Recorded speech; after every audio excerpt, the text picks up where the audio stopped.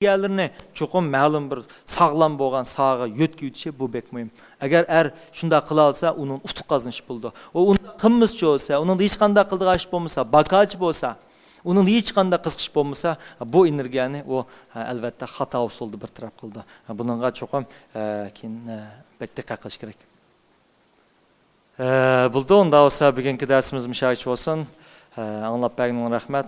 Xo'sh.